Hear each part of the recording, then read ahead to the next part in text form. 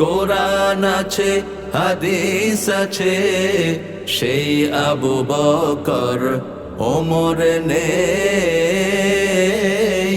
সেই আলী হায়দার উসমান নেই। কোরআনের তেলাওয়াত আছে আগের মতো, কোরআনের তেলাওয়াত আছে আগের মতোই।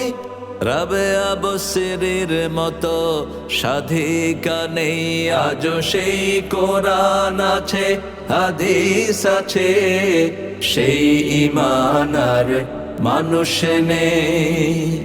হাদিসের পাঠক আছে আগের মতো,